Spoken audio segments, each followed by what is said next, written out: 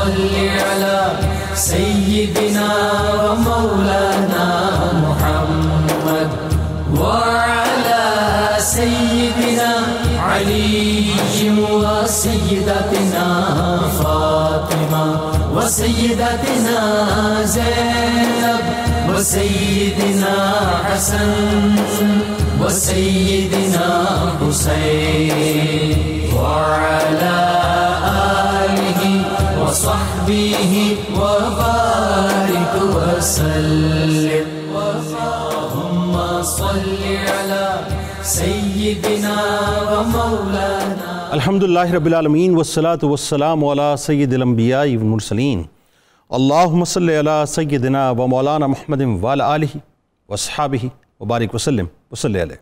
دنیا کے تمام دیکھنے والوں، تمام چاہنے والوں، تمام پیار کرنے والوں کو اور جہاں جہاں تک اس وقت میری آواز کو سنا اور مجھے دیکھا جا رہا ہے، جنید اقبال کی جانب سے انتہائی محبت کے ساتھ السلام علیکم۔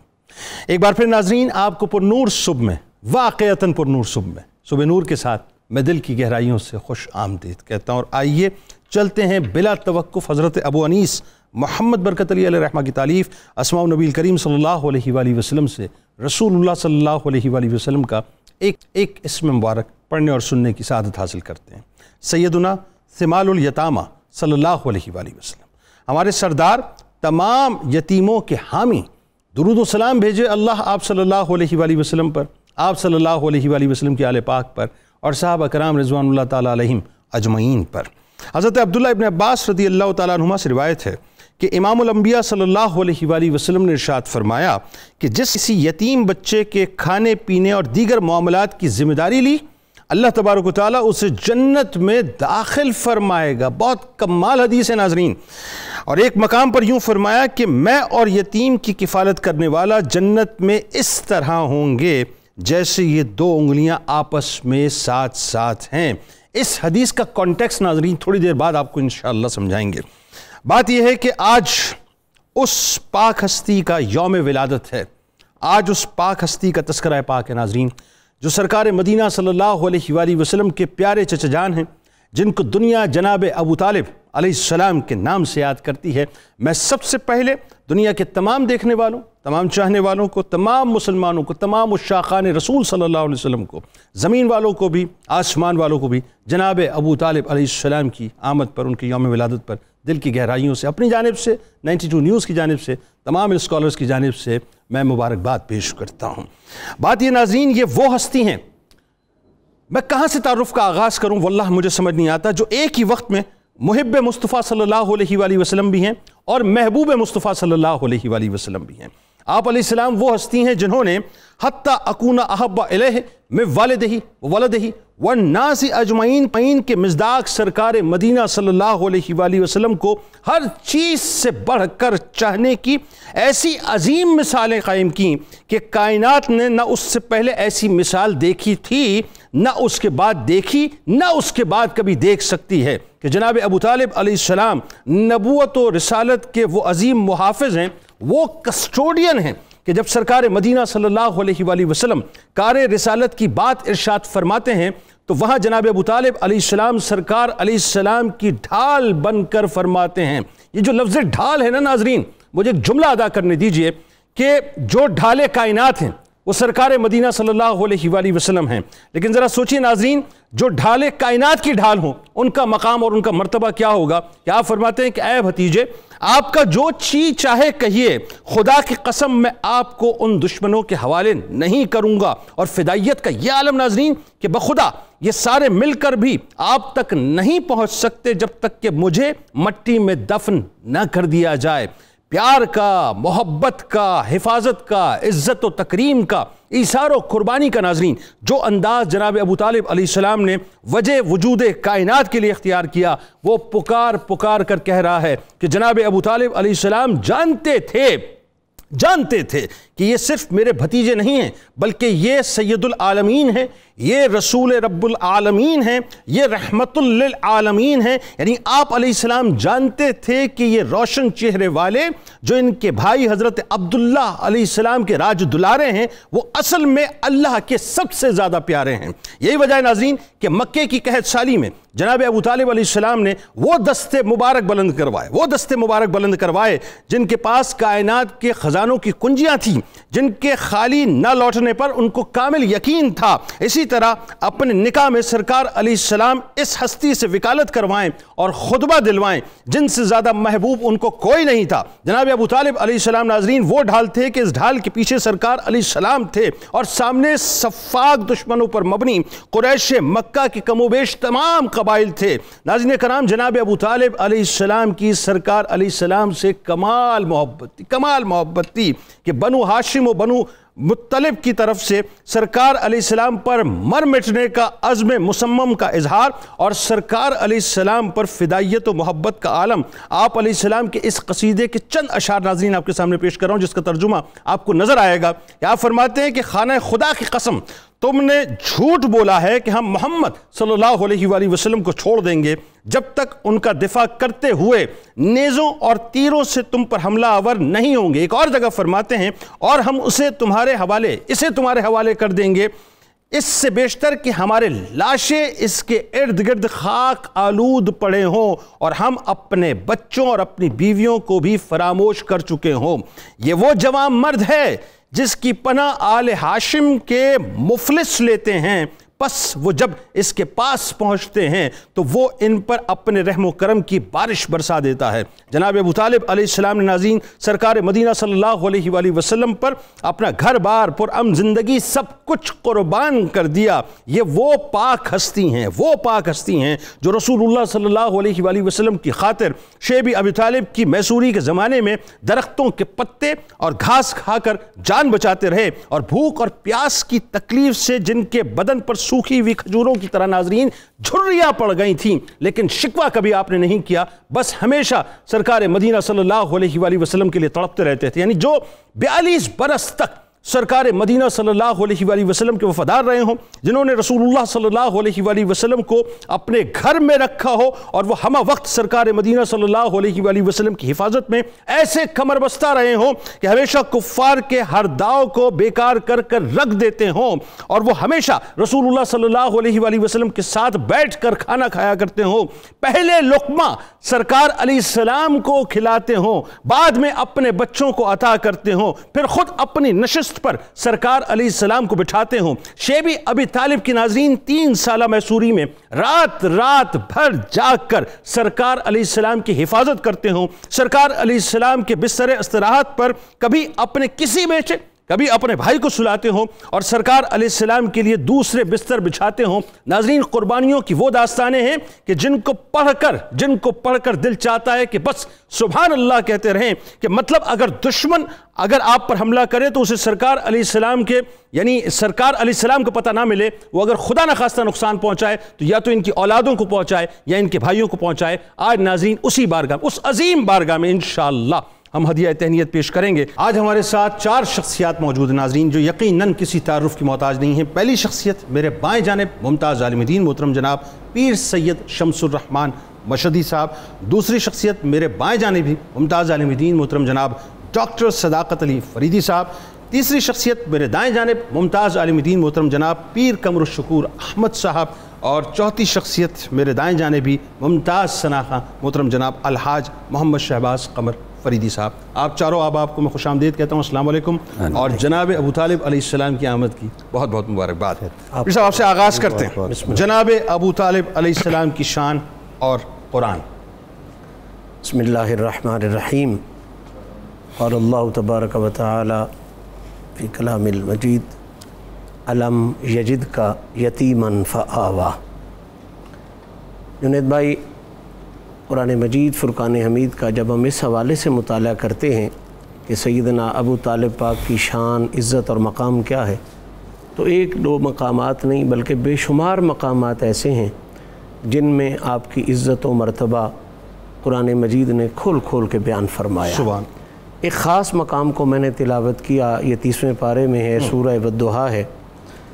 اس مقام پر جو خوبصورتی ہے، جو حسن ہے، وہ میں اگر کھولنا چاہوں تو یوں ہوگا کہ دیکھنے میں یہ 3 لفظ ہیں، الم یجد کا یتیمن فآویٰ، اللہ، لیکن اس کے اندر معنی اور مفاہیم کا وہ سمندر چھپا ہوا ہے کہ انسانی سوچ بہت پہلے رک جاتی ہے، اس کی گہرائی کا اندازہ بھی نہیں کر سکتا۔ اللہ، یہاں پر اللہ تعالیٰ اپنے حبیب کریم علیہ الصلاۃ والتسلیم پر قسمیں اٹھا کے کیے جانے والے بہترین اور اعلیٰ ترین انعاموں کا ذکر کر رہا ہے، اللہ، اور انہی انعامات میں سے ایک انعام جناب ابو طالب کی ذات کو قرار دے رہا ہے۔ سبحان اللہ، ماشاء اللہ۔ یعنی یوں سمجھ لیں کہ قرآن مجید نے اس مقام پر اس راز سے پردہ اٹھایا کہ جناب ابو طالب کسی صرف ایک شخصیت کا نام نہیں، صرف ایک کردار کا نام نہیں، صرف ایک فرد کا نام نہیں، یا صرف ایک سردار کا نام نہیں، قرآن کی روشنی میں یہ اپنے محبوب پر اللہ کی طرف سے کیے جانے والے بے مثل انعام کا نام۔ اللہ اکبر، اللہ۔ اب یہ بات بڑی کلیئر ہے، اس پر کوئی بحث نہیں ہے کہ انعام جو ہے، دینے والا جب انعام دیتا ہے نا تو وہ ہمیشہ یہ سوچ کے دیتا ہے کہ جو کوئی انعام کو دیکھے اسے اندازہ ہو جائے کہ دینے والا کتنا بڑا ہے۔ اللہ اکبر، سبحان اللہ۔ ذرا اندازہ کریں، انعام دینے والا خدا ہے، اللہ، جس کو دے رہا ہے وہ محمد مصطفیٰ ہے۔ سبحان اللہ۔ تو اب اس انعام کی عزت کیا ہوگی، عظمت کیا ہوگی؟ اور دوسری بات، انعام سے یہ سمجھ میں آ جاتی ہے کہ انعام کبھی بھی نقص والی چیز نہیں دی جاتی، کبھی بھی عیب والی چیز نہیں دی جاتی۔ کیا بات! آپ مجھے کچھ انعام دیں، میں آپ کو کچھ انعام دوں، کبھی بھی یہ نہیں کروں گا کہ نقص والی چیز دوں، بلکہ best of the best the جاتی ہے۔ تو اب ذرا سوچیں نا، جو چیز خدا نے انعام بنا کے دی ہے اس میں کوئی معاذ اللہ کسی قسم کی نجاست کا یا غلاظت کا یا گمراہی کا نقص، یہ تو تصور ہی محال ہے، ممکن ہی نہیں ہے۔ اور اگلا لفظ یہ ہے کہ انعام بھی بنایا ہے، اور انعام میں جو اسی آیت میں اگلا راز کھول دیا وہ یہ ہے کہ انعام تو بنایا ہی بنایا ہے، لیکن اس انعام میں جو بہت بڑی خوبصورتی ڈالی وہ یہ ہے کہ ابو طالب یہ خدا کا انعام بھی ہے اور یہ پناہ رحمان بھی ہے۔ اللہ اللہ اللہ، اللہ نے انہیں اپنی پناہ قرار دیا۔ اللہ، اب اس پر ذرا صرف غور فرما لیں کہ پناہ رحمان جب جناب ابو طالب علیہ السلام ٹھہرے تو اس سے یہ راز تو میرے خیال میں پوری کائنات تک پہنچ گیا کہ دنیا والوں، اگر تم پناہ رحمان میں آنا چاہتے ہو اللہ، تو پناہ رحمان کا راستہ وہی ہے جو ابو طالب کے گھر کی طرف جاتا ہے۔ سبحان اللہ، سبحان، اس کے بغیر خدا کی پناہ تمہیں نصیب نہیں ہو سکتی۔ اللہ اللہ، اور اس میں شک بھی کوئی نہیں ہے کہ ذات رسالت بھی ابو طالب کے گھر سے آئی، سبحان، ذات امام ولایت بھی ابو طالب کے گھر سے آیا۔ کائنات کو پناہ تو انہی 2 راستوں سے مل سکتی ہے، نبوت اور ولایت سے۔ تو وہ پناہ جو اشارہ تھا اس آیت میں وہ اسی کی طرف سے آیا۔ سبحان اللہ۔ آخری جملہ ضرور کہنا چاہوں گا وہ یہ ہے کہ پناہ رحمان بھی ہے، خدا کا انعام بھی ہے، اور سب سے بڑی بات کہ یہ مصطفیٰ کی پسند بھی ہے۔ اللہ، جو آپ کی پسند ہو وہ کمال کی ہوتی ہے، جسے حضور پسند فرمائیں اندازہ کریں اس کی عزت کا عالم کیا ہوگا، شان کا عالم۔ بات آگے بڑھاتے ہیں پیر صاحب۔ جناب ابو طالب علیہ السلام نے جتنی قربانیاں سرکار علیہ السلام کے لیے پیش کی، یہ تو ہم تاریخ کے اوراق پلٹ پلٹ کے دیکھتے ہیں نا، جو ہم پڑھ سکتے ہیں، جو ہم تک پہنچی، اتنی تو پہنچی نہیں ہے نا۔ تو جتنی قربانیاں آپ نے پیش کی، ایسا معلوم ہوتا ہے کہ آپ سرکار علیہ السلام کے مقام اور مرتبے سے مکمل طور پہ آشنا تھے۔ جی، بسم اللہ الرحمن الرحیم، بہت شکریہ۔ اگر ہم قرآن حکیم کا انبیاء علیہ السلام کے جو مبارک ہستیاں جن کے پاس اللہ اپنی سب سے قیمتی امانت عطا کرتا ہے، اگر اس حوالہ سے اس تصور کو سمجھنے کی کوشش کریں تو امانت عطا کرنے سے پہلے شعور دیا جاتا ہے، کیا بات ہے، سبحان اللہ، عظمت کا، شان کا، کہ تمہارے پاس کون سی امانت آ رہی ہے۔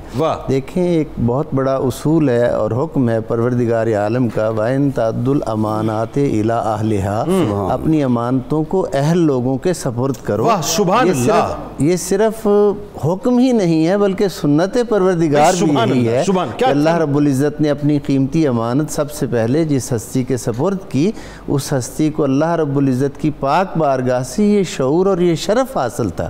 مثال کے طور پر قرآن حکیم میں انبیاء علیہ السلام کے مبارک خاندانوں کا بھی تذکرہ ہے۔ حضرت موسیٰ علیہ السلام کی والدہ ماجدہ کو حکم ہوتا ہے کہ جب تجھے فرعون کے لشکریوں سے خطرہ ہو تو اس بچے کو دریا میں ڈال دینا، ہم حفاظت کریں گے اس کی اور تجھ سے ملا دیں گے۔ سورہ قصص کی آیت نمبر 7، وَأَوْحَيْنَا إِلَىٰ أُمِّ مُوسیٰ، ہم نے الہام کیا موسیٰ کی ماں کی طرف، یعنی وہ جو نبی کی والدہ ماجدہ ہے، نبی کے خاندان والے ہیں، انہیں یہ شعور ہے کہ یہ عام بچہ نہیں ہے، یہ اولو العزم رسول ہے۔ حضرت عیسیٰ علیہ السلام کی مادر گرامی کا ذکر، وَإِذْ قَالَتِ الْمَلَائِكَةُ يَا مَرْيَمْ إِنَّ اللَّهَ اصْطَفَاكِ وَطَهَّرَكِ وَاصْطَفَاكِ عَلَىٰ نِسَاءِ الْعَالَمِينَ، اور یاد کرو جب فرشتوں نے مریم سے کہا اے مریم بے شک اللہ نے تجھے چن لیا ہے، پاکیزہ کیا ہے، برگزیدہ کیا ہے، اپنے زمانے کی سارے جہان کی عورتوں سے تجھے افضل کیا ہے۔ جنہیں نبوت کی امانت تفویض کی جاتی ہے انہیں پہلے چنا جاتا ہے، سبحان اللہ، پاکیزہ کیا جاتا ہے، پھر وہ امانت جو ہے ان کے سپرد کی جاتی ہے۔ اب اگر ہم سرکار کل عالم صلی اللہ علیہ وآلہ وسلم کی نسبت سے اس حقیقت کو سمجھیں تو حضور کا وہ اسم گرامی جو اللہ رب العزت کا پسندیدہ اور محبوب نام تھا، وہ رکھنے کا شرف حضرت عبد المطلب کو حاصل ہے، جناب محمد صلی اللہ علیہ وآلہ وسلم۔ قرآن حکیم نے اس اسم مبارک کو 4 مرتبہ بیان کر کے مہر تصدیق لگا دی، اور جو حضور کا عرش پر آسمانوں پر نام احمد ہے وہ حضور کی مادر گرامی حضرت آمنہ سلام اللہ علیہ رکھتی ہیں۔ قرآن حکیم نے ایک مقام پر اسے بھی بیان کر کے بتا دیا، یعنی یہ نبی کی معرفت حاصل تھی، انہیں یہ پتا تھا کہ یہ عام بچہ نہیں ہے، یہ اللہ کا وہ پسندیدہ محبوب رسول آ رہا ہے جو اس کے ہاں ازل سے لے کے ابد تک، ابد سے لے کے جو ہے وہ تعریف ہی تعریف کے لائق ہے، اس کی شان ہی شان ہے، از ابتدا تا انتہا یہ تعریف کیے گئے ہیں۔ اب یہی ہستی، جیسا پیر صاحب نے فرمایا، یہی ہستی جب جناب حضرت ابو طالب کے سپرد کی جاتی ہے تو حضرت عبد المطلب باقاعدہ وصیت فرماتے ہیں۔ سیرت ابن اسحاق میں وہ 20 اشعار موجود ہیں جو حضرت عبد المطلب نے بطور وصیت حضرت ابو طالب کو فرمائے کہ یہ کوئی عام شخصیت نہیں ہے، یہ کوئی عام ہستی نہیں ہے، اور آخری اس کا جو جملہ اس وصیت کا ہے وہ یہ کہ یہ وہ ہستی ہے جسے ان قریب ہل و حرم سب پہچان لیں گے، یعنی حرم کے رہنے والے بھی اور باقی لوگ بھی پہچانیں گے کہ یہ کون ہے۔ اب یہی ہستی جب جناب حضرت ابو طالب کے سپرد ہوتی ہے تو حضرت ابو طالب اس ہستی کو اسی طرح پیار دیتے ہیں، اسی طرح محبت دیتے ہیں، اسی طرح شفقت دیتے ہیں، اور اسی طرح ان کا اکرام کرتے ہیں۔ لفظ اکرام، اسی طرح اکرام کرتے ہیں، تکریم کرتے ہیں جیسے ایک اللہ کے عظمت والے پیغمبر اور رسول کی جاتی ہے۔ یعنی ساری دنیا جو ہے وہ ایک طرف ہے، حضرت ابو طالب حضور کی رضا کے طلبگار ہیں کہ آقا کیا پسند کر۔ یعنی جناب عبد المطلب علیہ السلام جو ہیں ان کو ظاہر معرفت اسی انداز سے اور اسی انداز سے معرفت کو منتقل فرمایا آپ نے جناب ابو طالب علیہ السلام میں۔ بالکل ٹھیک ہے، بات آگے بڑھاتے ہیں۔ ڈاکٹر صاحب یہ جو میں بھی ایک بات سوچ رہا تھا گفتگو کے دوران ہی دونوں بزرگوں کی میرے ذہن میں خیال آیا کہ 42 برس کی ظاہری رفاقت تقریباً ہے، 42 سیکنڈ مل جائیں سرکار مدینہ صلی اللہ علیہ وسلم کی کسی کو اس کا عالم کیا ہو، 42 سیکنڈ جس حجرے میں سرکار علیہ السلام گزار دیں اس حجرے کا عالم کیا ہو، جس حجرے میں سرکار علیہ السلام نے جس گھر میں 42 برس گزار دیے، ان کو 42 برس کی رفاقتیں عطا کر دیں، ان کا مقام اور مرتبہ کیا ہوگا۔ ذرا یہ بتائیے کہ ظاہری اعلان نبوت سے پہلے جناب ابو طالب علیہ السلام نے سرکار علیہ السلام کے رخ انور کے جو جلوے دیکھے ہیں اس کو ذرا بیان فرمائیے۔ بسم اللہ الرحمن الرحیم۔ گزارش یہ ہے کہ حضرت ابو طالب علیہ السلام محض شخصیت نہیں، یہ مشیت الہی کا خصوصی اہتمام ہے۔ سبحان اللہ۔ اور اللہ تعالیٰ کی ذات نے عالم امر میں ان حقیقتوں کو اپنے علم کی عظمت میں طے کر رکھا تھا، اور پھر فرمایا قرآن پاک کے اندر نصوص موجود ہیں کہ ابو طالب کو شخصیت نہ کہو، یہ میرا اعتماد ہے۔ اللہ حضرت ابو طالب علیہ السلام کو شخصیت نہ سمجھو، یہ رسالت پناہ عالم صلی اللہ علیہ وسلم کی شریعت میں اس کی قوت مؤثر دلیل ہے۔ اللہ ان کو ہٹا دو تو شریعت معطل ہو جاتی ہے۔ سید عالم صلی اللہ علیہ وآلہ وسلم کا سارا وجود شریعت میں ایک دلیل کی رونق ہے۔ ٹھیک، حضور ہٹ جائیں تو شریعت نہیں رہتی، کاری لکیریں رہ جاتی ہیں۔ تو اس شریعت کے پیچھے جو طاقت بن کے ذات آئی ہے وہ ذات ابو طالب علیہ السلام، یعنی ایک طرف پورا قریش مکہ اور دوسری طرف آپ کھڑے تھے۔ دوسری بات یہ ہے کہ شریعت کا جو مبلغ ہوتا ہے اس کا کردار کا پاکیزہ ہونا بڑا ضروری ہے، اور جس پر خدا اعتماد کر لے، اللہ کس انداز میں خدا نے اعتماد کیا؟ اللہ تعالیٰ فرماتے ہیں مثل الفریقین کالاعمی والاصم والبصیر والسمیع ہل یستویان مثلا، میرے محبوب دو فریق ہیں، جی، ایک فریق جو ہے اندھا ہے، گنگا ہے، اور ایک صاحب بصیرت بھی ہے، صاحب شعور بھی ہے۔ اے اللہ اس کی ڈیفینیشن کیا ہے؟ فرمایا جسے تیری معرفت نصیب ہو جائے وہ سمیع بھی ہے اور بصیر بھی ہے۔ ہائے ہائے، اب ڈاکٹر صاحب ذرا بتائیے نا، وہ جو معرفت نصیب ہوئی جناب ابو طالب علیہ السلام کو جی، کہ نوجوانی میں آپ کو لے کے آ رہے ہیں قحط کے موقع پہ، آپ کے ساتھ سفر وہ ذرا واقعات بتائیے۔ میں عرض کرتا ہوں، میں نے پہلے بات یہ کہی تھی کہ وہ اللہ کی مشیت کا خصوصی اہتمام ہے۔ ہوا یہ کہ سرکار دو عالم صلی اللہ علیہ وآلہ وسلم جس وقت پیدا ہوئے تو پہلا روز تھا، حضرت عبد المطلب علیہ السلام آئے اور آ کر کہا الحمدللہ الذی اعطانی الغلام قد صاد فی المات فی الغلمان، اے اللہ تیری حمد ہے، ایسی حسین ذات عطا فرمائی، یہ پنگوڑے میں تاجدار لگتا ہے۔ اللہ، حضرت ابو طالب کھڑے تھے، ان کے فرد جذبات نے جب انگڑائی لی تو کہا فمن مثلہ ای معمل اذا قاسہ الحکام عند التفاضل، یہ تو پنگوڑے میں تاجدار آپ کے وجدان کی عظمت ہے، میں قیامت تک دیکھ رہا ہوں ہر تاجدار ان کے قدموں میں سر ہوگا۔ اللہ اکبر۔ پھر اس سے پیوست ہوئے، یہ بات بڑی اہم ہے قبلہ پیر صاحب، قرآن کریم نے بھی صحبت رفاقت کا ٹائٹل نہیں دیا، قبلہ پیر صاحب نے آیت پڑھی ہے نا، قرآن کریم نے پیوستگی کا ٹائٹل دیا ہے۔ ہائے ہائے ہائے، جنید صاحب ذرا اس بات پر آپ ترازو کریں، جو صحبت اور معیت کے ٹائٹل میں اسے صحابی کہا جاتا ہے، نبوت کے بعد سب سے بڑا مرتبہ ہے۔ جو شخص حضور کی صحبت میں رہے وہ صحابی، اور جس کی صحبت میں مصطفیٰ 50 سال رہیں وہ کیا ہے؟ اللہ، اپنے مرتبے کی عظمت اللہ۔ میں۔ یہ رفاقتیں محض جذباتی نہیں ہیں، اس کے پیچھے اللہ کی مشیت کا ایک تسلسل ہے اور اعتماد ہے۔ اب آپ صلی اللہ علیہ وآلہ وسلم کو جڑ گئے حضور کی ذات کے ساتھ حضرت ابو طالب علیہ السلام، اور اس جڑنے میں جو فلسفہ تھا، حکمت تھی کہ وہ اللہ کا اعتماد ہیں، لہذا دین کی حمایت میں اور لمحات طیبات کے اندر جو آپ کا تسلسل سا زندگی کا، جس لمحے میں سفر شام ہو یا مدینہ مکہ پاک کا سفر ہو یا وادی شیب ابی طالب کا سفر ہو، ہر سفر میں لمحہ بلمحہ یہ اللہ کا اعتماد پورا بن کر رہے۔ جنید صاحب یہ بڑی اہم بات ہے۔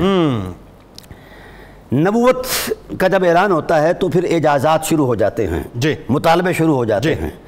رسول اللہ صلی اللہ علیہ وآلہ وسلم پر اجازات کا جب ظہور کا وقت آیا تو آپ صلی اللہ علیہ وآلہ وسلم نے چاند کو ٹوٹے کیا، جی، انگلیوں سے چشمے جاری کیے، یا جناب اللہ پتھروں کو کلمہ پڑھایا۔ بڑی اہم بات عرض کر رہا ہوں، ہر ایک معجزہ چیلنج ہوا، بلکہ ہر نبی کے معجزات چیلنج ہوئے۔ جی، اللہ نے اس وقت فرمایا میرے حبیب آپ کے دامن میں ایک ایسا معجزہ ہے جسے قیامت بھی چیلنج نہیں کر سکتی۔ اے اللہ وہ کیا معجزہ ہے؟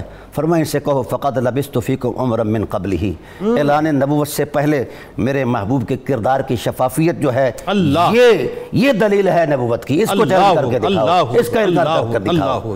اور اس کا عینی شاہد جو ہے فقد لبثت فیکم عمرا من قبلہ، 40 سال تک کا جو عینی شاہد ہے وہ حضرت ابو طالب علیہ السلام ہے۔ اللہ اکبر۔ ان کی عینی شہادت پر یہ کردار مؤثر نبوت بنا اور نبوت مؤثر شریعت بنی ہے۔ سبحان اللہ، سبحان۔ جب تک ہم ان کرداروں کا جائزہ نہیں لیں گے آیات قرآن سے، اور پھر خود ارشاد فرمایا، کہا میرا کردار کہاں سے شروع ہوتا ہے؟ ٹھیک ہے۔ فرمایا اقیم علی نصر النبی محمد اقاتل عنہ بالقناء والقنابر، جو محمد کے سامنے آئے گا کاٹ کر رکھ دوں گا۔ اللہ اکبر۔ گفتگو کرتے ہیں ڈاکٹر صاحب اس پہ، اور ناظرین کرام آئیے، جب جناب ابو طالب علیہ السلام کا تذکرہ پاک ہے تو یہ ممکن ہی نہیں ہے کہ ان کے پیارے لاڈلے راج دلارے بھتیجے پر ہم درود پاک کے نذرانے نہ بھیجیں۔ آئیے سب مل کر سرکار علیہ السلام کی بارگاہ میں چلتے ہیں، انتہائی محبت اور ادب کے ساتھ درود پاک کا نذرانہ پیش کرتے ہیں، آپ سے درود پاک کے بعد ملاقات کرتے ہیں۔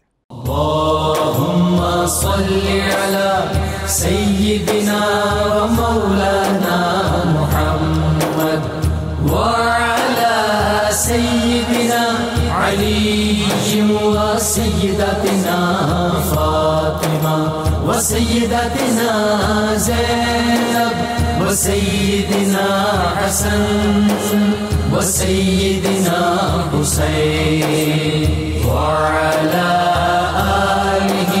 وصحبه وبارك وسلم اللهم صل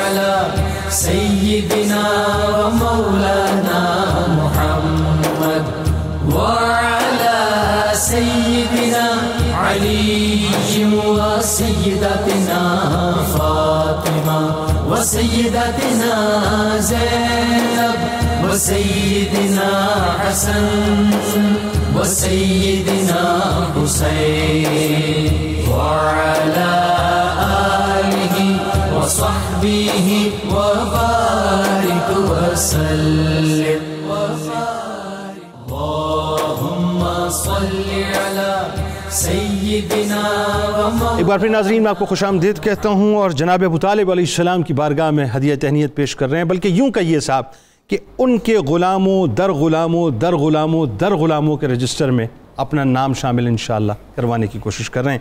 پیر صاحب کیا مطلب میں جب اس تصور کو محسوس کرتا ہوں تو مجھے اتنی حلاوت محسوس ہوتی ہے کہ جو پوری کائنات کے کفیل ہیں سرکار علیہ السلام، جن کے ٹکڑوں پر ہم جیسے گناہگار پل رہے ہیں، ان کی کفالت جناب ابو طالب علیہ السلام فرمائیں. کیا شرف اللہ نے عطا کیا. عنایت بھائی یقیناً لفظ تو وہی استعمال کیا جائے گا کفیل والا ہی، اور جچتا بھی ہے، خوبصورت بھی لگتا ہے، لیکن یہاں آ کے کفالت کے معنی تھوڑے سے بدل جائیں. بالکل ٹھیک ہے. یہاں معنی دیکھنے میں کفالت ہوگا، حقیقت میں وہ سرکار کی خدمت ہوگا بھائی. سبحان اللہ. اور سرکار سے بے پناہ محبت ہوگا. سبحان اللہ سبحان اللہ سبحان اللہ سبحان اللہ. کیونکہ کفیل کے لیے جس کا اس نے کفیل ہونا ہے اس سے بڑا ہونا ضروری ہے. آئے آئے آئے آئے. اگر وہ اس سے بڑا نہیں ہے تو اس کا کفیل کا مطلب ہے بوجھ اٹھانے والا، یہ بوجھ سے نکلنا. تو اب بڑا بوجھ اٹھاتا ہے نا چھوٹے کا، چھوٹا تو نہیں بڑے کا بوجھ اٹھاتا. تو لفظ مجبوری ہے، کفالت استعمال کریں گے، ہے تو چچا نا، لیکن کائنات کا سب سے بڑا میرا رسول ہے. اللہ اللہ اللہ اللہ. اب کفیل ضرور ہیں کہنے کی حد تک، لفظ کی حد تک، معنی کے اعتبار سے وہ معنی یہ ہوگا کہ انہوں نے نبی پاک صلی اللہ علیہ وسلم کی بچپن میں محبت کی انتہا کی ہے، اللہ، حضور کی خدمت کی انتہا کی، اللہ اللہ اللہ، اور یہی بڑا شرف ہے، اللہ اللہ، یہی بڑا اعزاز ہے. نبی پاک صلی اللہ علیہ وسلم کا جناب ابو طالب پاک کے گھر جانا، اس میں بیس میں نے پچھلے چنگ میں عرض کر دی تھی، اور پھر پیر صاحب نے بھی بڑا خوبصورت تبصرہ کیا کہ پہچان ہوتی ہے اور ان کو تیار کیا جاتا ہے. قرآن مجید نے اس حوالے سے بات کی ہے کہ جب پاک لوگوں کی کفالت کا مسئلہ آتا ہے تو اللہ ہمیشہ انہیں چنتا ہے جو پاک ہوتے ہیں. سبحان اللہ سبحان اللہ. کبھی بھی ایسا نہیں ہوا کہ پاکوں کی کفالت اللہ پلیتوں سے کروائے. اللہ اللہ اللہ. یہ بڑا بنیادی نقطہ ہے اور اس پر میں ذہنوں کو روکنا چاہتا ہوں. جناب مریم کی عزت و عظمت قرآن میں آئی ہے اور استفاق و طہارہ کی بات آئی ہے کہ پاک تھیں، ستھری تھیں. ان کی جب کفالت کا مرحلہ آیا ہے تو قرآن کہتا ہے وَكَفَّلَهَا زَكَرِيَّا، مریم کی کفالت کے لیے اللہ نے اس شخصیت کو منتخب کیا جو اس دور میں پوری کائنات میں سے لا ریب بھی تھا، اللہ، ستھرا بھی تھا، نفیس بھی تھا، اللہ اور اعلیٰ ترین بھی. سبحان اللہ. اب ذرا خود اندازہ فرمائیے کہ جناب مریم نبیہ نہیں ہیں، نبی کی والدہ ہیں. اللہ. جب ایک غیر نبیہ پاک عورت کے لیے اللہ کفیل کے طور پہ اتنا اہتمام کر رہا ہے اللہ اللہ کہ اسے چن رہا ہے جو پورے اس وقت کائنات ارضی میں سب سے اونچا ہے، تو محمد الرسول اللہ کی کفالت کے لیے اور خدمت کے لیے اللہ معاذ اللہ کوئی ایسے کو چنے گا جہاں کوئی نقص ہو جائے گا؟ نہیں. جس طرح جناب مریم کی کفالت کے لیے وہ اپنے دور کی اعلیٰ ترین ہستی تھی، اسی طرح حضور کی بچپن کی خدمت جس ہستی کے حصے میں آئی ہے اس جیسا اس دور میں پوری کائنات میں اور اللہ اللہ. سبحان اللہ سبحان اللہ. اور آپ نے اپنے عمل سے یہ بات ثابت کی کہ اللہ کا انتخاب کیوں ہے اور محمد نے یہ پسند کیوں فرمایا. سبحان اللہ. ایک ایک لمحے پر قبلہ محبت کا وہ منظر نظر آتا ہے، انسانیت سوچ ہی ختم ہو جاتی ہے، فکر ہی ختم ہو جاتی ہے. اور وہ جو پہلے آپ حدیث کی بات کر رہے تھے احب الیہ من والدہ و ولدہ والناس اجمعین، یہ دیکھنی ہو نا پورے کی پوری ایک مجسم صورت میں، تو وہ جناب ابو طالب کی وہ گھڑیاں آ جاتی ہیں کہ جس وقت سرکار گھر میں ہوتے تھے یہ حضور کی خدمت کرتے تھے. ان کی اہلیہ پاک جناب فاطمہ بنت اسد جو رسول اللہ کریم کی قریبی رشتہ دار تھی، وہ بھی نسب کے حوالے سے وہ ان کی خدمت کیا کرتی تھی. کھانا اس وقت تک شروع نہیں کیا جاتا تھا. حضور فرمایا کرتے تھے کھانا نہیں شروع کرنا جب تک میرے پیارے محمد نہ تشریف لے آئے. اللہ اور اس پر علماء نے بڑی بحث کہی ہے کہ حضور آتے تھے تو وہ کھانا بابرکت ہو جاتا تھا, اللہ اور خود بھی پھر دسترخوان والے کھاتے تھے اور بانٹتے بھی تھے. اور جناب ابو طالب کا یہ کمال تھا کہ کھانے اور اپنے بچوں کے درمیان ہو جاتے, اللہ تاکہ پہلا دست مبارک سرکار کا لگے, سرکار اس سے جو چننا چاہیں وہ چن لیں, باقی حضور کا بچا ہوا لنگر آل ابو طالب میں تقسیم ہوتا تھا. کفالت کے یہ منظر, اور یہ پھر عجیب بات ہے, لوگوں کی کفالت اور خدمت کی گھڑیاں جب بچہ جوان ہو جائے تو ختم ہو جاتی ہیں. یہ عجیب کفیل ہے اور عجیب خادم ہے کہ جس نے زندگی کی آخری لمحے تک رسول اللہ کی ایسی خدمت کی ہے کہ مثل اور مثال نہیں مل سکتی. میں ایک جملہ کہنا چاہتا ہوں, اور مجھے یہ جملہ رات سے بڑا ایک ذوق دے رہا ہے کہ یہ پکی اور پیڑھی بات ہے کہ عزت بچانے کے لیے جان دی جاتی ہے. اللہ, جان بچانے کے لیے عزت نہیں دی جاتی. کیا جملہ ہے والد, عزت بچانے کے لیے ہمیشہ جان دی جاتی ہے. پتہ چلا عزت قیمتی ہوتی ہے, جان اس سے سستی چیز ہے. بالکل ایسے. ابو طالب اس کائنات میں وہ واحد شخصیت ہے جس نے رسول اللہ کے لیے بچے بھی دیے, اللہ, رسول اللہ کے لیے فرزند بھی دیے, اللہ, رسول اللہ کے لیے جان بھی دی, رسول اللہ کے لیے عزت بھی دی. اللہ. اب ایک بات جو بڑی اہم ہے کہ ظاہری طور پہ کائنات میں سب سے پہلے, یعنی یوں کہیے کہ محافظ ختم نبوت ظاہری طور پر کائنات میں اگر کوئی سب سے پہلے ہیں تو وہ جناب ابو طالب علیہ السلام ہیں. آئیے اس حوالے سے بات کرتے ہیں کہ کیسی آپ نے محافظت فرمائی تھی. ایک بات جو ہو رہی تھی اسی کے تناظر میں چھوٹی سی ایک بات کہنا چاہوں گا کہ جو قدرت کاملہ کسی کے ذمے کام لگاتی ہے اس کام کو سر انجام کیسے دینا ہے وہ فہم بھی قدرت عطا کرتی ہے. مثال کے طور پر حضرت ابراہیم خلیل الرحمن علیہ السلام پر اگر کوئی شخص یہ اعتراض کرے کہ وہ اپنے زوجہ محترمہ کو اور چند دن کے نوزائیدہ بچے کو وادی غیر ذی زرع میں کیوں چھوڑائے, بھئی ان کے رب کا حکم تھا, وہ اپنے رب کے حکم پہ چھوڑائے. یہ اللہ فہم عطا کرتا ہے. یہ بندے کے اور اس کے پروردگار کے درمیان کچھ راز ہوتے ہیں. ان رازوں کی قرآن حکیم نے کئی مقامات پر جو ہے وہ اس سے آگاہی عطا فرمائی ہے. اس کو اس نظر سے اگر ہم دیکھیں تو باتوں کی پھر سمجھ میں آتی ہے. حضرت ابو طالب کی جو اس حوالہ سے محافظ ختم نبوت ہونے کے حوالہ سے بات ہے وہ یہ ہے کہ ایک تو جو آپ کے پاس قریش مکہ آتے ہیں اور آ کر حضور علیہ السلام کے بارے میں یہ شکایت کرتے ہیں. متعدد واقعات ہیں, میں سمری 2-3 جملوں میں سنا رہا ہوں.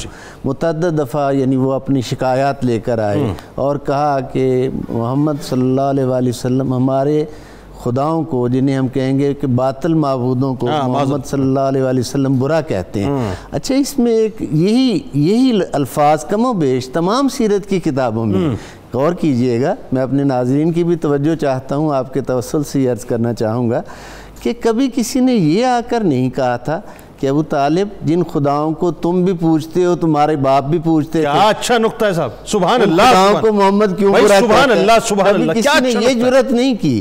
جس نے بھی آ کر کہا ہے یہی کہا ہے ہمارے خداؤں کو برا کہتا ہے. اس کا مطلب یہ ہے کہ ابو طالب اور عبد المطلب کا خدا وحدہ لا شریک ہے, رب کعبہ ہے. کیا اچھا نقطہ, سبحان اللہ. ان کے خدا اور تھے جو انہوں نے بنا کر بیت اللہ میں رکھے ہوئے تھے. اب جب وہ آ کر حضور علیہ السلام کے بارے میں 1 دفعہ 2 دفعہ 3 دفعہ بات کرتے ہیں تو بالآخر حضور رسالت مآب صلی اللہ علیہ وآلہ وسلم نے نبوت کی صداقت سے لبریز زبان کے ساتھ جب یہ کہا کہ اگر اے میرے شفیق چچا, اگر یہ میرے ہاتھ پر ترغیبات بھی آتی رہیں, تحریصات بھی آتی رہیں, مال چاہیے تو لے لو, یہ چاہیے تو لے لو, یہ باز آ جاؤ, اور بالآخر پھر یہ مرحلہ آیا کہ اگر یہ میرے دائیں ہاتھ پر سورج اور بائیں ہاتھ پر چاند بھی رکھتے تب بھی میں اپنی اس دعوت سے باز نہیں آؤں گا. بس یہی وہ مرحلہ تھا جب حضرت ابو طالب نے کہا کہ اب بات کرنے کی ہے, اب وہ وقت آ گیا ہے, اب سٹینڈ بائی ہونے کا وقت ہے. حضرت ابو طالب نے ان کو کہا کہ جو میرا بھتیجا کہتا ہے وہ حق ہے, جاؤ پیارے محمد تم جس بات کو حق سمجھتے ہو وہ کر گزرو، تو کوئی تمہاری طرف آنکھ بھی نہیں اٹھا کر یعنی ہم اس وقت تک لڑیں گے اور محافظت کریں گے جب تک مٹی میں دفن نہ کر دیا جائے، مٹی میں دفن نہ ہو اللہ جائے۔ ہم اکبر، ان کے ارد گرد دیوانہ وار اپنے بیوی بچوں کو قربان کر دیں، اللہ اللہ اللہ، اور یہ قول ہی نہیں ہے، یہ فعل بھی ہے۔ شیخ ابی طالب میں کر کے دکھا دیا کہ کس طریقے سے سب کچھ قربان کیا جاتا ہے۔ سفر شام ہے، 12 سال کی عمر مبارک، ہائے کیا اچھا واقعہ، غور کے ساتھ اس کے جو ہے وہ تسلی سے سننے والی سمجھنے والی بات ہے کہ گرمی کا موسم ہے، کیونکہ اہل مکہ گرمی کے موسم میں شام کی طرف سفر کرتے تھے، سردی میں یمن کا سفر کرتے تھے۔ تو جب حضرت ابو طالب نے قریش کے دیگر لوگوں کے ساتھ قافلہ تیار کیا تو اس قافلے کے ساتھ حضور علیہ السلام نے جانے کی خواہش کی۔ حضرت ابو طالب حضور کی نفاست مزاج کو سمجھتے تھے کہ یہ اتنی شدید گرمی، عرض کیا کہ آپ بہت شدید موسم ہے، فرمایا چچا آپ ساتھ ہیں تو گرمی کی کوئی بات نہیں۔ اب اس کو سیرت ابن اسحاق نے وہ اشعار نقل کی حضرت ابو طالب کی، ایک شعر تبرکن میں صرف عرض کرنا چاہتا ہوں۔ حضرت ابو طالب کہتے ہیں ان ابنا آمنا تن نبی محمدن سبحان اللہ، اندی بمثلی بمنازلہ اولادہ، یعنی 12 سال کی عمر میں حضور کو آمنہ کا بیٹا، ان ابن آمنہ تن نبی محمدن، آمنہ کے بیٹے محمد جو کہ نبی ہیں، انہوں نے یہ کہا اور میرے نزدیک وہ اولاد کی مثل ہیں۔ 12 سال کی عمر میں حضور کی شان کا ذکر کر رہی ہیں، ابھی اعلان نبوت تو ہوا ہی نہیں ظاہری طور پہ، اظہار نہیں ہوا، اعلان نہیں ہوا۔ تو سفر ہوا اور اس سفر میں جب شام کی طرف، شام کا سرحدی جو شہر ہے مضافاتی شہر بصرہ، اس میں ایک راہب ہے بحیرہ، اس نے حضور علیہ السلام کے قیام فرمانے سے وہ علامات دیکھی، انوار و تجلیات کو ظہور دیکھا۔ مکے کے جاہلوں میں اور الہامی کتابوں کے عالم میں یہی فرق تھا۔ واہ کیا اچھا جملہ ہے، کیا اچھا انہیں یہ چیزیں نظر نہیں آ رہی تھی، وہ چونکہ الہامی کتابوں کا عالم تھا، اسے وہ نبوت کے سارے تبرکات، آثار، تجلیات، انوار نظر آئے۔ اس نے سارے قافلے کی دعوت کی، دعوت کرنے کے بعد وہ دروازے میں کھڑا ہوا، ایک ایک آدمی کو گزرتے ہوئے چیک کر رہا ہے، اور طویل واقعہ میں ذرا شارٹ کرتا ہوں۔ اور پھر جب حضور علیہ السلام تشریف لائے تو اس نے حضور علیہ السلام سے اور حضرت ابو طالب سے پوچھا آپ ان کے کیا ہیں؟ کہ یہ میرے بیٹے ہیں۔ اس نے کہا نہیں مجھے حقیقت بتاؤ۔ آپ نے فرمایا یہ میرے بھتیجے ہیں، میں چچا ہوں، ان کے والد ان کی ولادت سے پہلے۔ اس نے ٹھیک، میری کتابیں یہی کہہ رہی ہیں۔ حضور علیہ السلام سے پوچھا آپ بتائیے بتوں کی قسم دی جس لات عزا اور حبل کی جو اہل مکہ کھاتے تھے، حضور نے نفرت سے منہ پھیر لیا، فوراً سمجھ گیا۔ اس نے کہا رب کعبہ، رب ابراہیم و اسماعیل کی قسم۔ حضور نے فرمایا پوچھو کیا پوچھنا ہے؟ اس نے کہا اپنی نیند کی کیفیت بتائیے۔ تو سرکار نے فرمایا میری آنکھیں سوتی ہیں، میرا دل جاگتا ہے۔ جب یہ بات کہی تو پھر اس نے کہا کہ اے پیارے ابو طالب ان کی حفاظت فرمائیے، یہ عنقریب اپنی اللہ نے انہیں خاتم النبیین بنا کر بھیجا، عنقریب ان کی نبوت کا ظہور جو ہے وہ اعلان ہوگا، اعلان فرمائیں گے، بامر الہی آپ معمور ہوں گے۔ سرکار حضرت ابو طالب نے طبقات ابن سعد کی روایت میں یہ الفاظ آگے ایڈ ہیں، حضرت ابو طالب نے فرمایا ان کی شان اللہ نے ہمیں ساری پہلے ہی بتا دی، ان کی عظمت کیا ہے، ان کا مقام کیا ہے، ان کے ذمہ کام کیا ہے۔ سبحان اللہ۔ یہی جب پھر نکاح حضرت خدیجۃ الکبریٰ سے ہوتا ہے، اللہ کے خطبہ میں بھی حضرت ابو طالب نے دیکھے وکیل بھی آپ ہیں، خطبہ بھی آپ ہیں، سبحان اللہ، اور اس خطبے کا آغاز الحمدللہ سے ہو رہا ہے۔ الحمدللہ الذی انزل، الحمدللہ الذی جعلنا من ذریۃ ابراہیم و زرع اسماعیل، اللہ کی حمد سے اور انبیاء کے تذکرے سے جس خطبے کا ذکر ہو رہا ہے، جان رہے ہیں کہ امام الانبیاء والمرسلین کا عقد ہے، اس لیے آغاز ایسے کیا اور آخر میں فرمایا کہ عنقریب ان کی شان اتنی بلند ہونے والی ہے جسے عرب و عجم سب دیکھیں گے۔ بالکل ٹھیک ہے ڈاکٹر صاحب، آپ کی طرف فائنلی جناب ابو طالب علیہ السلام کی دینی خدمات، ظاہر ہے خدمات ہی خدمات ہیں، بتائیے۔ بسم اللہ الرحمن الرحیم۔ دینی خدمات میں جو کردار بنتا ہے وہ سب سے پہلے قربانی ایثار سے بنتا ہے۔ اللہ، آپ نے اپنی اولاد کو جمع کر کے فرمایا جانتے ہو کہ محمد کے دین کا حجم کتنا ہے؟ اللہ، اس نے کائنات کے ذرے ذرے کو روشن کرنا ہے، سبحان، لہذا اس پر قربانی بھی بڑی درکار ہے۔ سبحان اللہ۔ کہا بابا چاہتے کیا؟ فرمایا کونوا فدن لکم وما ولدت نفسی، میں چاہتا ہوں مجھ سے لے کر یعنی میری الف سے لے کر انتہائے خمیر تک سب نسلیں ابی طالب جو ہے دین کی حرمت پر قربان ہوتی رہی. اللہ اکبر اللہ اکبر. تو اس وقت آپ سے پوچھا گیا کہ بابا، اور یہ میں تھوڑی سی وضاحت عرض کرتا جاؤں، یہ جو ہے نا کہ بت پرستی کا وہ ماحول تھا تو فلاں فلاں فلاں، سرزمین عرب میں 2500 سال کا جو ٹائم پیریڈ گزرا ہے نا حضرت اسماعیل علیہ السلام سے لے کر حضور کی ذات تک، سب سے پہلے جس نے کعبہ کے اندر آ کر بتوں کی مذمت بیان کی ہے اعلان نبوت سے بھی 22 سال پہلے، وہ ذات ابو طالب علیہ السلام ہے. اللہ اکبر. نبوت نے بعد میں آغاز کیا اس تقدس میں، چونکہ وحی کے پابند تھے پہلے، اور اس کے بعد حضور نبی کریم صلی اللہ علیہ وسلم کے یہ جو آپ کی مسیں تھیں جب وہ پھوٹتی تھی نا، جبانی جب آپ چڑھتے تھے تو حضور جناب ابو طالب علیہ السلام نے ان کو دیکھ کر کہا ہے محمد تو تیرے رخ رحمت کی رعنائی کے حسن نے کفر کو بھی مٹا دینا ہے اور گناہ گاروں کی سیاہکاریوں کو بھی مٹا دینا ہے. اللہ اکبر. لہذا میں تیرے دین کی حمایت میں سب سے پہلے یہ کہا یا شاہد الخلق علیہ فشہدی.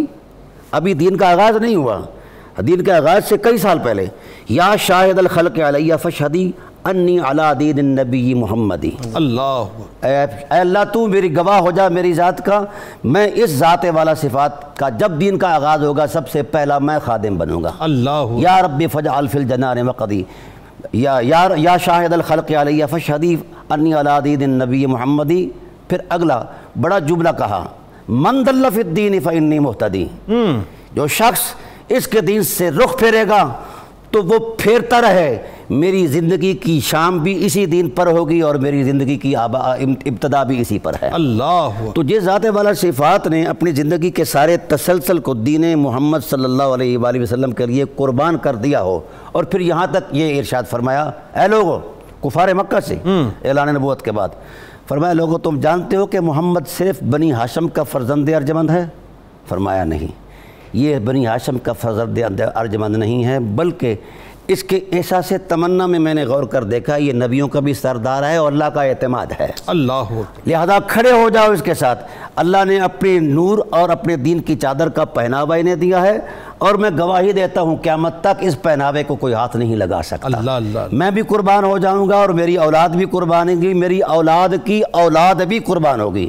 اب میرا چھوٹا سا جملہ آپ کی بارگاہ میں یہ ہے کہ جس کی باقیات صالحات میں کریم محمد ہوں، علی ہوں، جعفر ہوں، عقیل ہوں، حسنین ہوں، ان کی اولادیں ہوں، اب ہم ان کے مرتبے کا تقدس کہاں سے شروع کریں؟ اللہ اکبر. اللہ. دین خدمت دین کا جو معاملہ تھا وہ اس انداز میں تھا کہ جس وقت رحمت عالم صلی اللہ علیہ وآلہ وسلم اپنی تبلیغی مساعی کا آغاز کرتے، پہلا تو حضور کی ذات کا تھا ہی صحیح، لیکن ہوتا کیا تھا جب مد مقابل مزاحمت ہوتی تو حضرت ابو طالب علیہ السلام وہ شخص ہے پہلا جو دین محمد کا پہلا ترجمان ہے، اللہ، اور اللہ کے قرآن کا بھی پہلا ترجمان ہے، اللہ، اور سیرت نبوت کا بھی پہلا ترجمان ہے، سبحان اللہ، جس سیرت کی حرمت پر سارے دین کی بقا کا تسلسل، اللہ اللہ، اور محافظ بھی پہلے، محافظ بھی پہلے ہیں. بالکل ٹھیک ہے. میں نے ان کی 100 سے زائد اولیات کا جو ہے نا ذکر کیا ہے قرآن کریم کی روشن آیات میں اس کتاب کے اندر، عرفان ابی طالب کے اندر.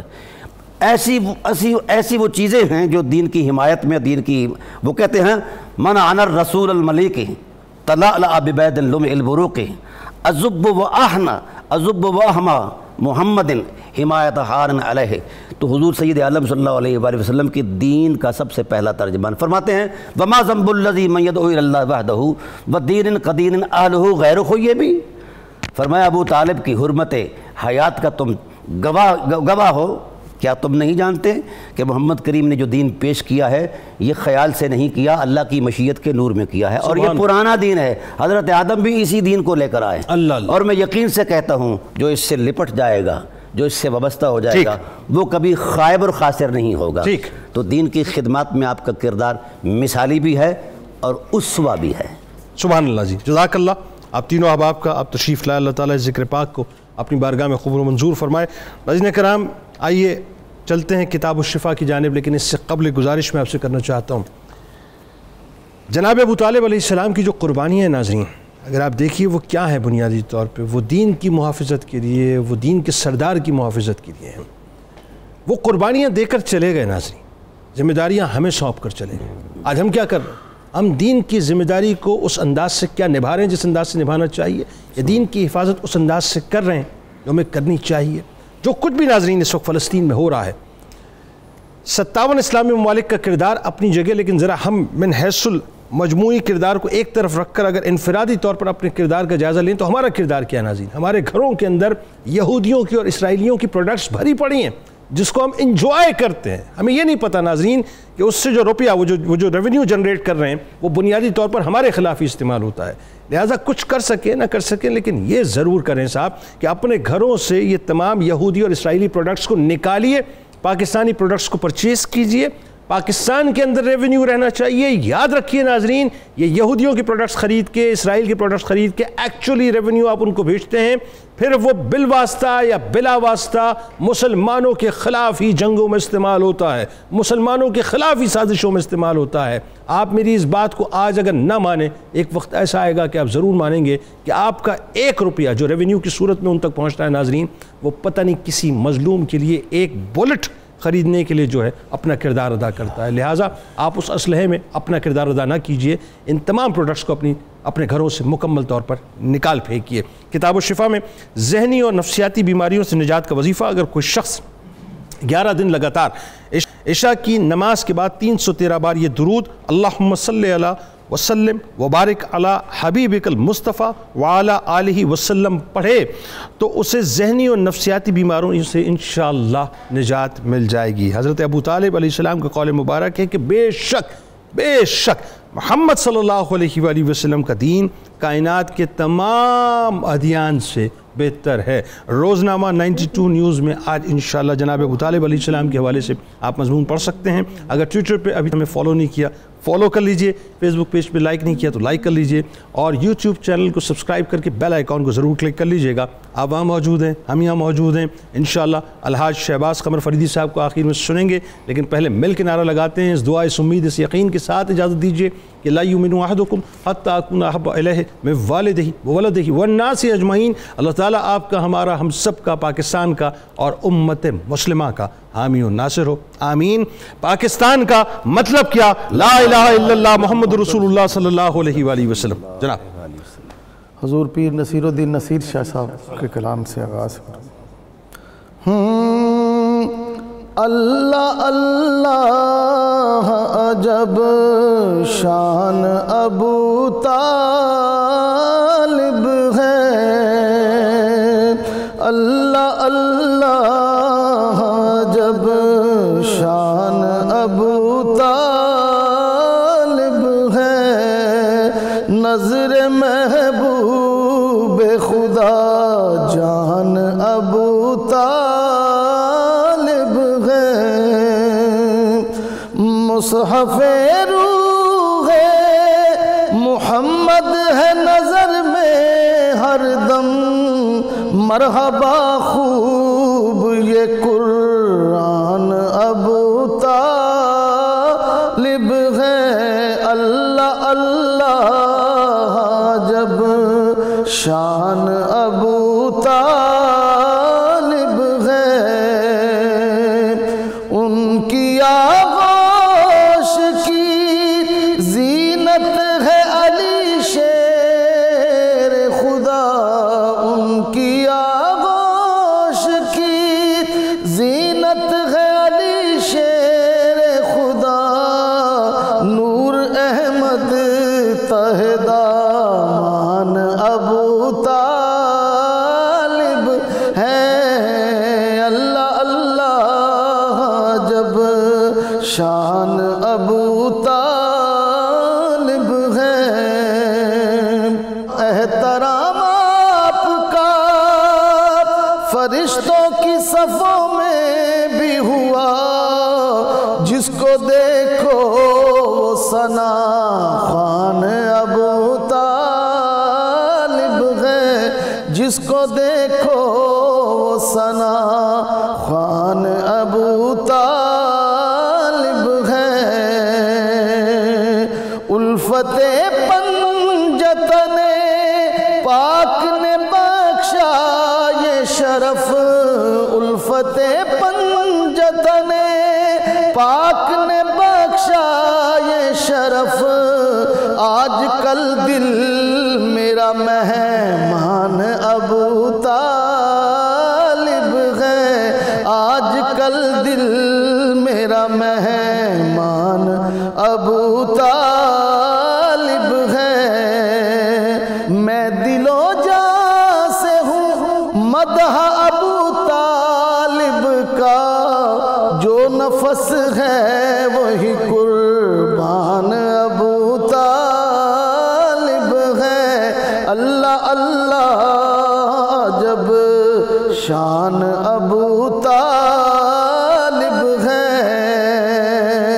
قابل رشک ہے انداز ابو طالب کے، قابل رشک ہے انداز ابو طالب کے، حق عرفان ہی وجدان ابو طالب ہے،